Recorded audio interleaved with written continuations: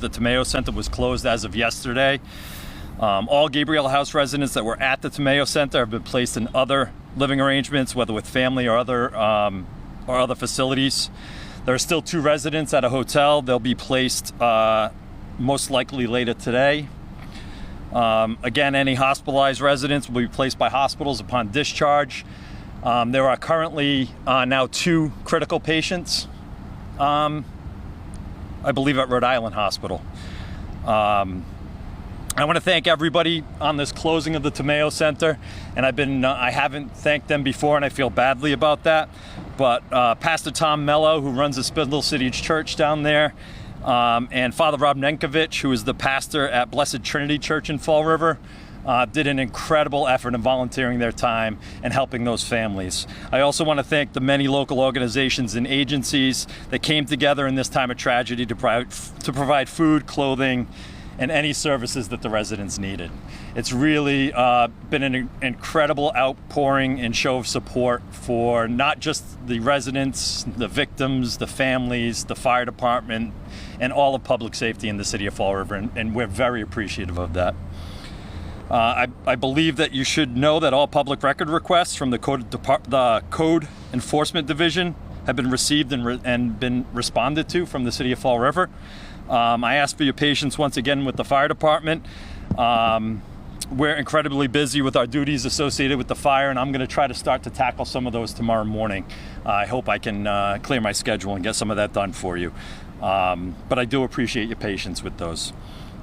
I know there's been a lot of interest in speaking to my firefighters. They're all at the stations today.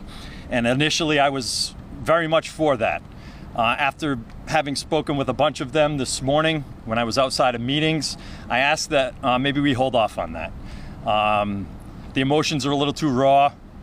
The stories are a little too vivid. It's more incredible than what I initially thought it was going to be. I'll share a couple of them with you if I can get through them. And in the context of firefighting, these are nothing short of heroic. When Engine 5, they were the first engine to pull up on scene. The captain, who was one of the best captains that I have on my job, he's an incredible firefighter and a great leader. He got off the truck and said it was eerily quiet. Flames were blowing out the front door. He advanced 2 hose lines with a 3-man crew. Now, typically it's minimum of 2 firefighters per hose line. But he recognized the danger in that building and the risks that were posed by the residents and ordered his crew to advance 2 hose lines with 3 of them. He knocked down the fire very quickly to the point that countless lives were saved. If that fire goes unchecked and if people are screaming as he pulls up in those windows, I don't know if he pulls those hose lines in. So countless lives were saved by those actions. And I think it was a blessing in that the residents weren't yelling out the windows at that point, because my trucks that pull up mere seconds after Engine 5 is advancing that hose line, Engine 4, Engine 2, and Ladder 2 arrive to a chaotic scene. They describe seeing faces in windows. Sorry. And having to decide who they need to rescue. I'll share with you one of the more amazing stories that I've heard today. My crew of Ladder 2, the officer masks up, is in full gear. The driver gets off the truck in his station wear, essentially some form of what I'm wearing today. They go to the 2nd floor on the west side of the building, make entrance where there's heavy black smoke and they can't see their hands in front of their faces. The driver waits at the door or makes his way in as far as he can. The officer begins to break into rooms and pull victims out. They're all non-ambulatory. That wing had nobody who could escape on their own. He pulls the first victim out, drags him down the hallway to awaiting police officers, and his driver who's awaiting there. His driver, single-handedly lifts up each victim.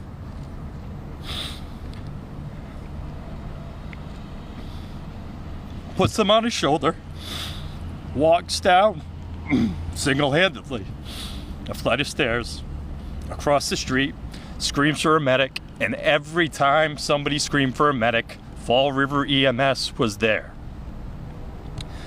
to help provide life-saving care. Every time a victim came to that door, police were there to deliver those victims to the Fall River EMS to provide life-saving care. Now, this might sound remarkable to you. That driver of ladder 2 repeated that action 6 times.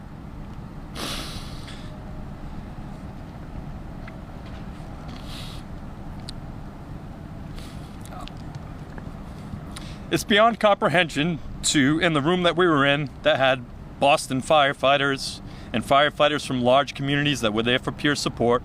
It's beyond their comprehension, and some of the biggest fire departments, it's beyond my comprehension.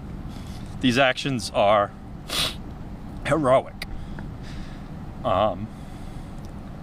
And they're repeated over and over and over again by the 35 firefighters that showed up on duty that night.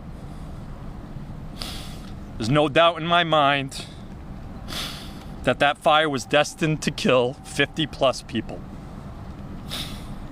And that the firefighters from Fall River, in conjunction with the police department and the EMS division and the EMA division, saved all of those lives. Unfortunately, 9 were not able to be saved, but that number should have been 4 to 5 times that. When all these stories come out, they'll write books about it, they'll make movies about it. It's really that incredible. So, as you can see, the emotions are real, they're raw, and we're gonna take some time to process this and put the scene back together. And I ask for your patience in that. So, if there's any questions I can answer. How did they go from one person in critical condition to 2 people in critical condition? Either that wasn't reported previously, or somebody was in stable condition and now in critical. I don't know the answer to that. Do you know if anybody's gotten out? So I would say that there are a lot of people that have been discharged from the local hospitals. Yeah. How many are still in the hospital? I do not have that number, I'm sorry. Are all 45 firefighters staff here following this operation back on the force? So we have all the firefighters that I just described are at work today. Okay. The 2 district chiefs that were there, and it's one of the reasons that we haven't been able to really put the pieces together, because we need to talk about command decisions, what happened at the very beginning. One of those gentlemen had a pre-planned trip to New Hampshire. The other one was on overtime, and when he works his shift, his next shift, we'll discuss it with him. We have 6 firefighters right now who were injured. 4 of them are still injured on duty. Nothing life-threatening. How about, Chief, you mentioned about you're working on the fire department, of course, regarding your inspections over there. These building departments they have released. Do you participate in that process at all when the building department is doing inspections? The reason I ask is part of the checklist there's you got the sprinkler system, fire extinguishers, etc. So presumably, as a layman, if I see an issue certificate for that building, then those things must be checked off and okay. And I guess, like I said, is it something your department participates or you do it separately? Yeah, so a lot of those inspections, we don't have a big enough fire prevention division, and the building inspectors are spread thin as well. So a lot of those inspections, while they require both of our approvals, will be done at separate times. It's not often that we can coordinate to be there at the same time. So did they, and again, just sorry about the process. Yeah, no worries. They get the question that they get the stuff about the inspection from the city building department. Do they also get a separate certificate from you as well? Yeah, oh yeah. So whether it's a certificate, actually, I don't want to misspeak, whether it's a certificate or just an inspection form. I believe it's just an inspection form, and that's the stuff that we're going to get out to you. Unfortunately, I have one clerk. She's also answering a lot of your inquiries, doing double duty with that. My fire prevention division is spread thin still with the investigation, and the show must go on. We're still getting complaints in other areas of the city that we can't ignore, and they're out there doing that. We still have homes that need to be sold, so they're inspecting those. So while we're working as hard as we can with that, we're going to get that out to you as soon as we can. Chief, can you speak? Go on about it, but are your inspection, your reports, any different from what the building department? Oh yeah, they're two separate forms. No, but I mean they typically, you know. Oh, I'm sure they are. Yeah. I'm sure they are. Like, we're looking at, and I haven't seen the building department forms. I would assume they are. We're looking for different things. So I would assume they are. Just one last question. I just want to, can you say the last time, I think it's been reported, the last time you guys inspected that was in July? August of last year. That was the last time you guys were. That's the last time we were there. They were due for inspection next month. And Chief, can you speak to concerns that fire drills were not being routinely conducted at the place? I don't have any information on that right now. Has your department ever received any confirmation that there was a fire drill? Not to my knowledge. Oh, that there was a fire drill? That they held fire drills? Yes, absolutely. So you'll see on those reports that will be released that there are noted fire drills on those reports. When you talk about firefighters rescuing the non-ambulatory people in the building, what section of the building were they spread throughout, or were those people in a specific wing by certain entrances, exits? So just from the meetings that I've had today, it appears as though there were a large portion of people that are non-ambulatory on that second floor on the east side. But I can't say that was just there. I haven't been to all the stations yet to discuss. But based on the nature of the facility, I would say that there were non-ambulatory patients spread throughout the facility. How close is that second floor east side that you're talking about to the actual fire? Fire's on second floor. So that would have been open hallways. The smoke would have progressed right down those hallways very rapidly, and that's, I think, why the first lieutenant that makes his way into there reports that he can't see his hands in front of his face. There were no automatic closing doors in the building? I don't know that. Chief, can you... In terms of mutual aid, were mutual aid from other towns and cities sent to the fire scene or only to cover stations? Cover stations. So what was the reasoning behind that, behind not sending them to the fire station? So I would say the reasoning behind that is that's what we do, right? That's kind of the agreement that we have with our surrounding departments, is that they cover our stations and we throw everything we can from our department at the fire. I'm not saying that was 100% appropriate, and that maybe in this case we need to examine that, whether it would have been better to have those firefighters on the scene, but we're not. I'm not at that point yet. Is there any update on a suspected cause at this point? One more. One more. In terms of the injured firefighters. Yes. How many of them were injured while they were on duty versus others who were injured while they were off duty but just responded because of the crisis? All the injuries were the first 35 people. They took the biggest beating. They pushed themselves beyond their limits. They got exhausted, said, I can't do this anymore, and went and saved 4 more people. They went through a bottle of air, got a second air bottle, and said, I need a break, and put a third air bottle in and went and rescued more people. You know how long it took to clear the building entirely, Chief? I mean, Yeah, so I would say within 40 minutes, 45 minutes of the fire starting, we were able to say that we had done a primary and a full secondary search in all of the building to make sure that there was nobody else left in the building. Chief, do you mind if I just ask a timeline question on that? Can you tell us exactly what time firefighters arrived and then when the fire was actually knocked down? You just said it was pretty quick. Can you just Yeah, give us I that time? don't have specific times on that. Mm-hmm. I haven't even had time to listen to the calls. I will know that based on the dispatch reports and the actual audio. I know you probably all have heard the audio, and I haven't even had time to listen to it. So Chief, any update at this point on even a suspected cause? I don't. I'm comfortable saying that it's an accidental fire. There's nothing intentional about this fire. Other than that, Jake Wark. And where in the building? He's out of the office. We got an email from him saying he's out of the office. Is there someone else we can reach out to? Jake's out of the office. I'm going to call him and make sure that he plugs you guys into somebody else. Okay. Where in the building, do we know that yet, where the fire started? Has that been identified? It was on that second floor, in a room or a kitchen? in a room on the second floor, yeah. Which side? East side. the door was burnt the most. That entryway, that door seemed to be Yeah, burn patterns are affected by many things, so we can't just really look at an exterior burn pattern. Have you been told that the owners? So The EMS department has activated a critical incident stress team. They did a diffusion session on Monday night. They're doing a debriefing session tomorrow night. Some of my members, police department and EMS, have been at those sessions. There is, I couldn't even tell you, there is a huge number of peer support between the IAFF and PFFM in the city.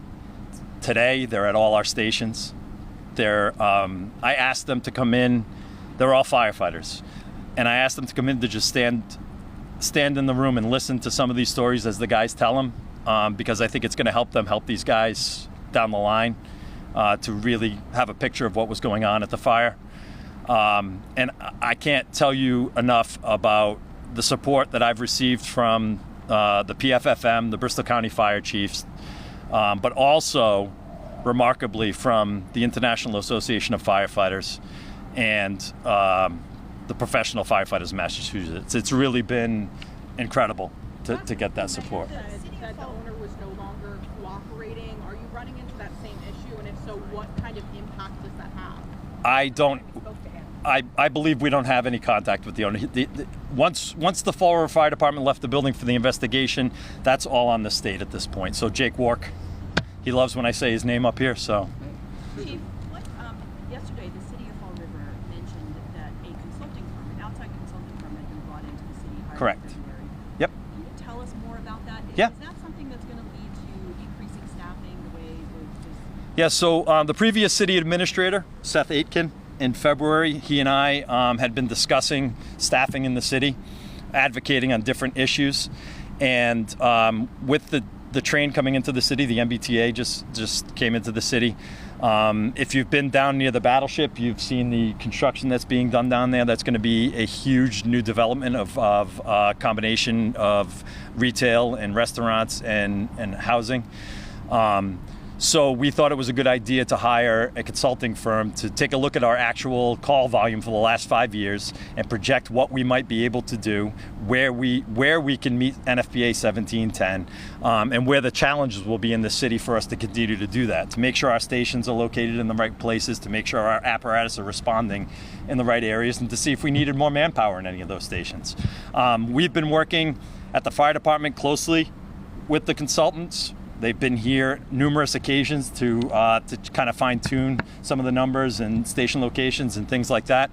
The city is now going to meet with him to fine-tune the numbers, and I'm hoping they're thinking 2 to 3 months. I think maybe even sooner that we'll have a good idea of exactly what the numbers look like in the city and what we need to be safe. Is this incident something that they would consider that would potentially, again, give you some reasoning for hiring more? I would say absolutely. I think that anywhere, I'm not the only fire chief that fights with the mayor and asking for more manpower.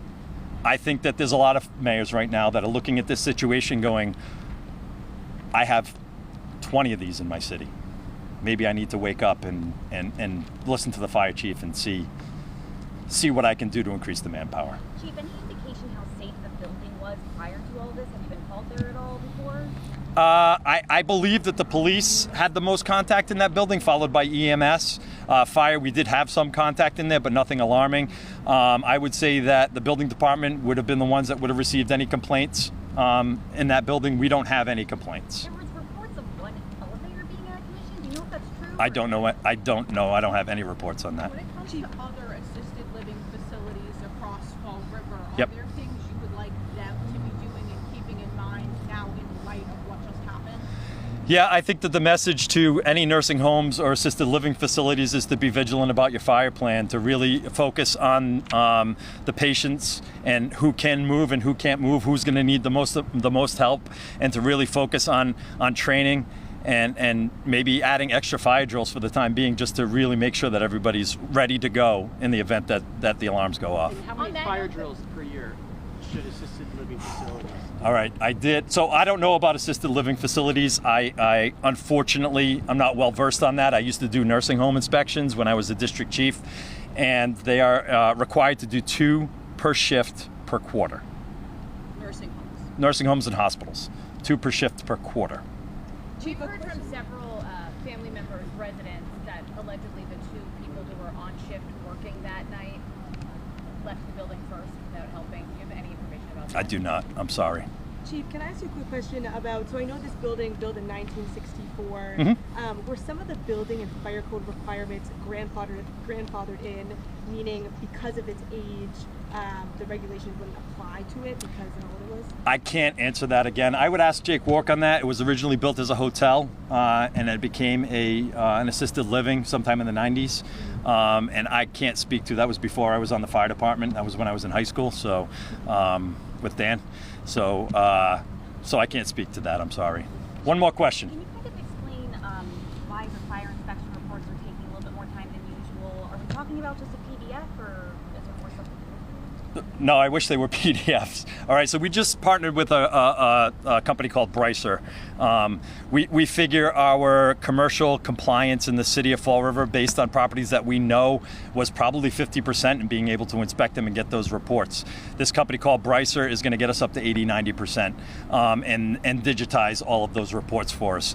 Where we don't have, like I said, we don't have the staffing in fire prevention to be able to do everything we need to do in the city. So we had one of the gentlemen who's responsible for these inspections came in on vacation yesterday to dig through boxes of paperwork.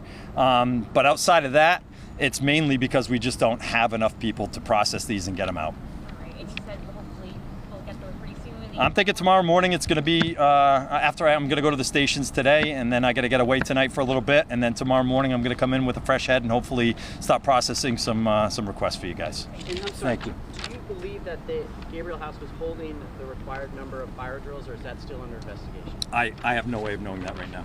Thank you. Thank you.